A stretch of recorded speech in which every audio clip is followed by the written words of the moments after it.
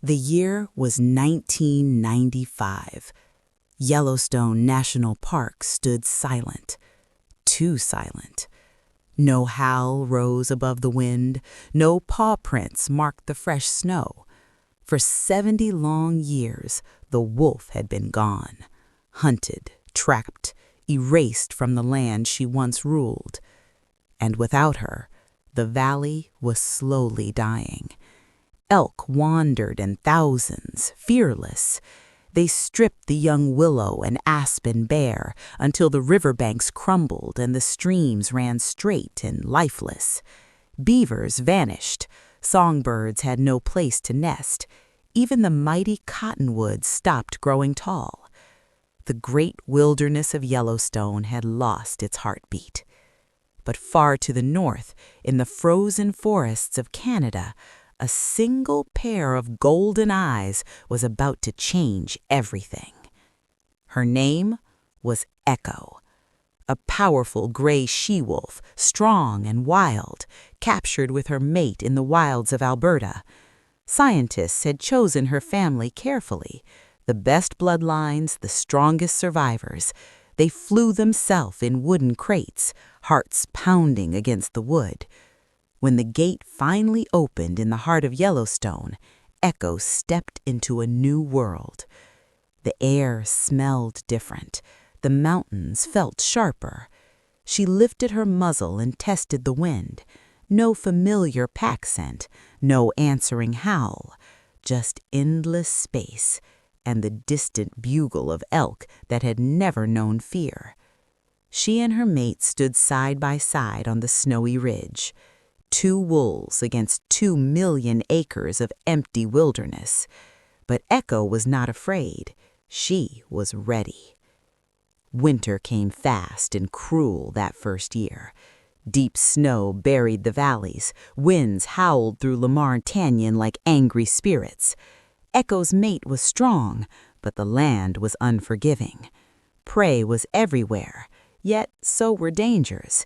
Mountain lions watched from the cliffs, bears stirred in their dens, and the elk, those giant antlered shadows, were bigger and bolder than anything Echo had ever faced. The hunt began at dusk. Echo moved like smoke through the trees, belly low, eyes locked on a young bull elk separated from the herd. Her mate flanked wide. Their paws made almost no sound on the frozen ground. The wind carried her scent away. For days they tried, and for days they failed. Hunger gnawed at their ribs, the cold bit deep, but Echo never gave up. She learned the land, she learned the elk's tricks, she learned when to wait and when to strike. Spring finally broke the ice, and with it came new life. Echo gave birth to her first litter, 5 tiny gray bundles of fur hidden in a rocky den beneath the pines. Their whimpers were the first wolf voices Yellowstone had heard in 7 decades. But raising pups in a strange land is never easy. One pup was taken by a cougar in the night. Another grew weak when the elk herds moved too far. Echo's mate fought off a rival male who wandered too close to their territory. Scars marked his shoulders, but he stood tall beside her. Still, Echo kept her family together. She taught the surviving pups how to read the wind, how to listen for danger, how to move as one. Every howl she sent across the valley carried the same message. This land is ours now. And slowly, the valley began to listen. By the time her pups were yearlings, Echo had become the undisputed queen of Lamar Valley. By now, other wolves had been released, new packs formed, but Echo's family grew strongest. They claimed the richest hunting grounds, they defended every inch with fierce loyalty. Then came the summer that changed the game forever. The elk had grown too bold. They grazed right down to the river's edge, leaving the willows chewed to stumps.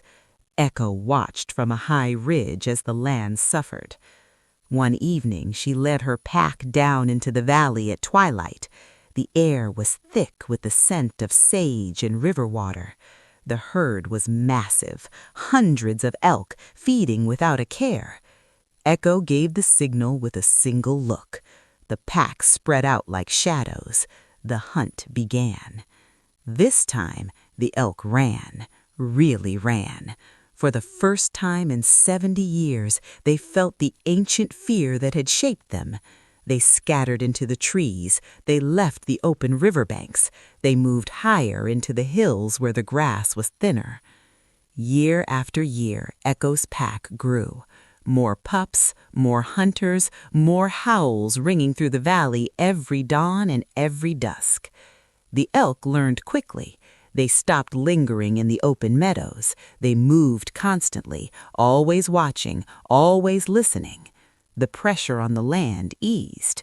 Tiny green shoots pushed through the soil where nothing had grown for decades. Willows stretched upward. Aspen saplings trembled in the breeze for the first time in generations. Beavers heard the new rustle of leaves and returned, building their dams, slowing the rivers, creating ponds that sparkled like jewels under the summer sun. Fish returned to the cooler, deeper waters. Songbirds filled the new thickets. Even the mighty cottonwoods stopped growing tall. All because one wolf and her family had simply done what wolves do best: hunt, live, and keep the balance. Echo had no idea she was rewriting the story of an entire ecosystem. She only knew her pups were fat and strong, her mate was beside her, and the howls she sent into the night now had dozens of. Echo lived long for a wild wolf, nearly 9 years in a land full of teeth and claws. In her last winter, she watched her grandchildren play in the snow where she had once taken her very first steps as a mother. One stormy night, she climbed to her favorite ridge one last time. The wind carried snowflakes like falling stars. Below her, the valley glowed with life. Trees stood tall, rivers curved gently between beaver ponds. Elk moved in smaller, healthier groups. The entire park pulsed with the rhythm she had helped restore. She lifted her muzzle and howled, long, deep, and full of everything she had given.